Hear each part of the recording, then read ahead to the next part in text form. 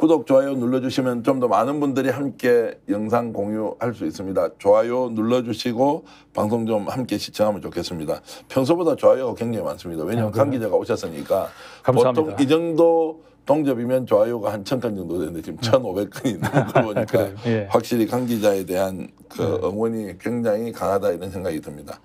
장시호 김영철 이슈 좀 넘어가 보겠습니다. 네. 단독 보도하면서 그 내용 제가 듣고는 야 이게 대한민국 맞아?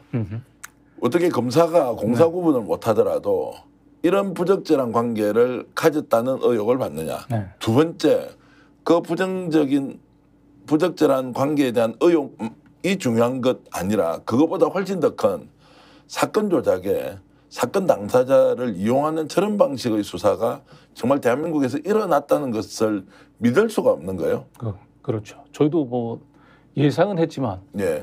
그 모든 사람들이 다 아는 그 장시호 씨 입에서 그런 이 검사들의 그 증언 조작, 사건 조작 이 얘기를 너무 생생하게 얘기하는 걸 부르면서 저도 좀 충격을 받았죠. 예.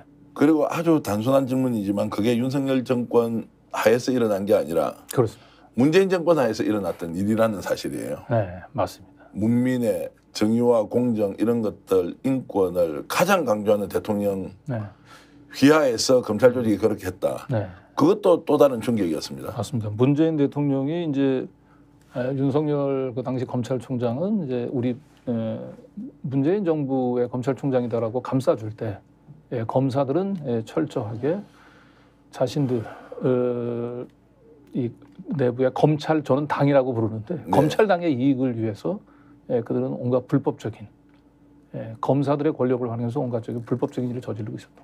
좀 넓게 질문을 드리면 우리는 그런 사실을 모르고 살았습니까? 대한민국의 정치 구단들이 정말로 여의도에 가면 차고 넘치는데 검찰 조직이 그렇다는 걸 정말 모르고 우리 수십 년 동안 살았습니까? 그럴 리는 없겠죠. 대부분 다 짐작은 하고 있었죠. 실제 그렇게 이제 이루어지고 있었던 것을 다만 확인하지 못했을 뿐이다. 그렇게 봐야 됩니까? 그렇죠. 그러니까 이번에는 이제 그동안에 뭐 소문으로만 알려졌고 대충 짐작만 하고 있었던 검찰 그 내부의 민낯이 저는 그냥 그대로 그 장시호 씨 녹취 파일을 통해서 장시호 씨 육성을 통해서 그 검찰 특검의 특급 도움이라고 일컬어지는 장시호 씨의 그 입을 통해서 확인이 됐다. 뭐 이렇게 좀 보면 될 것 같습니다. 자, 그럼에도 불구하고 김영철 검사는 강 기자님과 변희재 대표를 고소했더라고요. 네네. 고소할 수밖에 없죠. 고소할 수밖에 없습니까? 네. 왜 고소했다고 생각해요? 고소를 하지 않으면은 저희들이 제기했던 모든 의혹들을 다 인정하는 식으로 비춰질 수밖에 없잖아요. 네. 그러니까 일단 김영철 검사 입장에서는 고소를 해놓고 그리고 일단 법원이라든지 아니면 수사기관은 검사들의 홈그라운드지 않습니까? 그래서 유리한 그라운드에서 기자를 상대로 싸워보겠다. 그리고 시간을 좀 벌어보겠다. 뭐 그런 의도 아니겠습니까? 제가 보도에서 보도로 확인한 것은 명백한 허위 사실이다. 네. 일고의 가치도 없다. 뭐 이런 표현을 해놨더라고요. 네네. 그러면서 구체적으로 무엇이 거짓인지 이런 내용을 좀 밝힌 게 있습니까? 구체적으로 제시했던 증거는 장시호 씨가 그 작년 11월 달에 이제 보냈던 사과 문자. 예. 사과 문자가 이제 유일한 증거죠. 사과 문자 내용이 어떻게 되어 있습니까? 그러면 장시호가 녹취가 공개가 되니까 네. 김영철 검사한테 이제 보냈다는 그 문자 내용이 어떤 겁니까? 그러니까 그 장시호 씨를 상대로 해서 그 당시에 이제 그 우리 전혁수 기자가 취재를 했었죠. 그 KPI 전혁수 기자가 이제 취재를 하고 나니까 장시호 씨가 뭐 김영철 검사한테 보냈던 사과 문자의 내용은 제가 검사님의 허락도 받지 않고 검사님의 이름을 팔면서 저를 좀 과시하는 일을 했습니다. 그로 인해 가지고 검사님한테 누를 끼치게 됐습니다. 뭐 이런 내용의 사과 문자였죠. 그러니까 그게 허위 사실을 본인이 얘기했다는 게 아니지 않습니까? 허락을 받지 아니 않고. 본인은 이제 허위 사실이라고 하는 거죠. 허위 사실. 허위 사실을 전제로 실제로 김영철 검사하고 님하고 자기하고는 아무런 친분 관계도 없는데 제가 마치 김영철 검사님하고 굉장히 친한 또 특수한 관계인 것처럼 그 사람들 앞에서 이렇게 그 허위 사실로 자랑을 했고 이걸로 인해 가지고 언론 취재까지 들어와서 그 검사님한테 누를 끼치게 됐다 이런 내용이죠. 자, 그 내용에 대해서 어느 정도 신빙성이 있는 것으로 판단하십니까? 예, 빵프로입니다 제가. 빵 퍼센트. 예, 1%도 아니고 저는 빵프로라고. 빵 퍼센트다. 예. 지금 이제 장시호 씨는 태국에 그대로 있습니까? 지금 태국에 있다는 얘기도 있고 뭐 LA로 건너갔다는 얘기도 있고 정확한 건 제가 잘 모르겠습니다. 제가 어쨌든 해외에 있는 것은 분명합니다. 국내에 있지 않습니다. 지금 이제 본인은 어떤 견해도 지금 밝히고 있지 않고 그냥 숨어서만 있습니까? 지금까지는 그런데 제가 알기로는 자신한테 호의적인 기자들을 상대로 해가지고는 좀 접촉이 이루어지는 것으로 알고 있습니다. 그 내용도 혹시 파악하고 계십니까? 어떤 내용으로 접촉하는지? 아주 뭐 구체적인 내용은 아닌데요. 뭐 대략적인 내용들인데 중요한 건 장시호 씨가 이 보도 내용들에 대해서 사실은 저게 허위 사실이다 아니다라고 하는 명확한 얘기를 안 하고 있는 걸로 봅니다. 제가 이제 그 질문을 드리고 싶은 건데 이건 네. 다 들었을 거 아닙니까? 네. 그러면 뭐 당사자한테 미안하다는 거는 뭐 둘째치더라도 이거 명백하게 허위 사실이어서 네. 조목조목 반박하면서 네. 반론 제기를 하든 아니면 네. 언론에 뿌리든 이것이 논쟁이 되든 어떻든 본인이 해명을 하는 것이 정상 아닙니까? 맞습니다. 그런 과정이 전혀 없지 않습니까? 예. 그리고 사실은 작년 저희가 11월 달인가에 그 정유라 씨가 이제 저희 뉴탐사에 이제 출연해가지고 그 장시호 씨 관련된 그 얘기를 했었잖아요. 그 한동훈 장관 하겐다스 아이스크림 얘기부터 시작해가지고 네. 그때만 해도 장시호 씨가 제가 전화했을 때 제 전화를 받았습니다.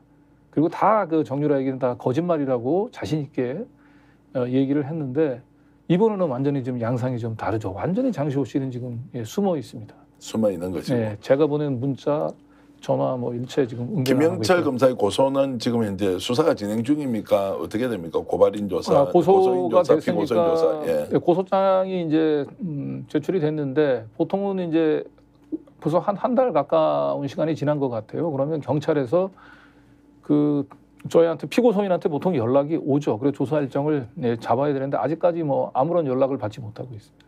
자, 이것은 그러면 이제 검찰에서 직접 조사를 하게 되는 거죠. 경찰로 보통 이첩을 해서 조사를 시키고 검찰로 가져오고 이런 과정도 있지 않습니까? 지금 이걸 사건은 그 서초경찰서에 접수시켰거든요.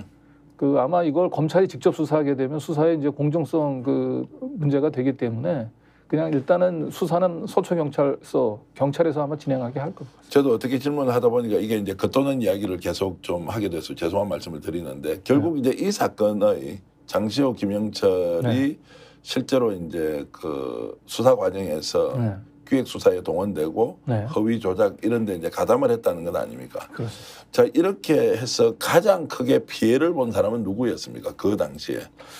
최순실이 피해를 제일 크게 봤습니다. 최순실도 그렇고 이재용도 크게. 이재용. 예.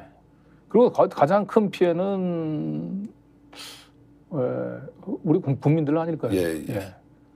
근데 그렇게 마음을 먹으면 이렇게 검찰이 수사를 해서 없는 사실도 만들어내고 티끌 같은 잘못을 가져와서 대형 사건으로 만들고 이게 가능하다는 것이 일반적으로 뭐 이분도 뭐 스카이 출신이실 때고 스카이 출신이지 않습니까? 이렇게 똑똑한 사람들이 밥 먹고 할 일이 없어도 이런 일을 하고 있다는 것을 도저히 저는 이해를 할 수가 없는데요. 그 검찰 권력은 이제 견제받지 않는 권력이잖아요. 예.